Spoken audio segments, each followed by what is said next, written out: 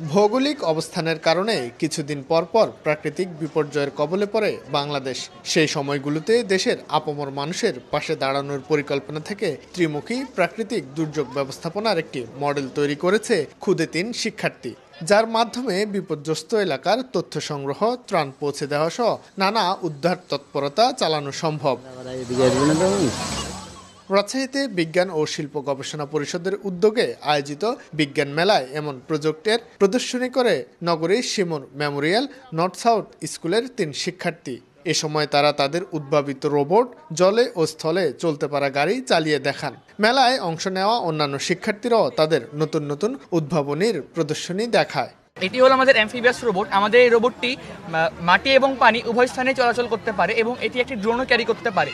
ফলে আমরা মাটি, পানি এবং বায়ু ৩ স্থান থেকে সমানভাবে ডেটা কালেক্ট করতে পারবো এবং কালেক্টকৃত ডেটা অ্যানালাইসিসের মাধ্যমে আমরা একটি নির্দিষ্ট এনভায়রনমেন্টকে মনিটরিংয়ের মাধ্যমে রাখতে পারবো। আমরা এটি একটি স্মার্ট সিটি তৈরি করেছি। এখানে আমরা কিছু মূল সমস্যা আমরা সমাধান করার চেষ্টা করেছি। এখানে যে বিদ্যুৎটা আসছে এটা তৈরি করতে গেলে এয়ার পলিউশন তৈরি হয়, এতে করে গ্লোবাল ওয়ার্মিং বেড়ে যায়। এর জন্য আমরা উইন্ড মিল এবং সোলার প্যানেলের ব্যবস্থা রেখেছি। বৃহস্পতিবার সকালে ফিতা কেটে ৩ দিনব্যাপী এই মেলার উদ্বোধন ঘোষণা করেন বাংলাদেশ সরকারের যুগ্ম সচিব ইফতেখার আহমেদ চৌধুরী। এ সময় বিশেষ অতিথি হিসেবে উপস্থিত ছিলেন বাংলাদেশ বিজ্ঞান ও শিল্প গবেষণাগারের প্রধান বৈজ্ঞানিক কর্মকর্তা ডক্টর নুরুল হুদা ভূঁইয়া। অতিথিদের ভাষ্য, এমন আয়োজনের মধ্যে শিক্ষার্থীরা তাদের প্রতিভার বিকাশ ঘটাতে পারবে, পাশাপাশি বিজ্ঞান মনস্ক জাতি তৈরিতে অসামান্য ভূমিকা পালন করবে। যেসব প্রযুক্তি আমরা মনে করি যে এগুলো ন্যাশনালি এগুলোকে আমরা পূর্ণাঙ্গ প্রকল্প রূপে আমরা এগুলোকে রূপ দিতে পারবো, সেগুলোকে কিন্তু আমরা অ্যাডপ্ট করি এবং আমাদের বিসিএস এর তত্ত্বাবধানে এগুলোকে কিন্তু আমরা সামনের দিকে এগিয়ে নিয়ে যাই এবং এটাকে আমরা শিল্প প্রযুক্তিতে ব্যবহার করতে পারি, সেইভাবে আমরা এগুলোকে নার্সিং করি। এই মেলাটার শুধু উদ্দেশ্য হলো এদেরকে উদ্বুদ্ধ করা। আর স্কুলে যেমন টিচাররা থাকেন, ওনারা এই মেলার সাথে সংযুক্ত হয়ে ছাত্রছাত্রীদেরকে কিন্তু প্রজেক্টগুলো দেখায় দেন।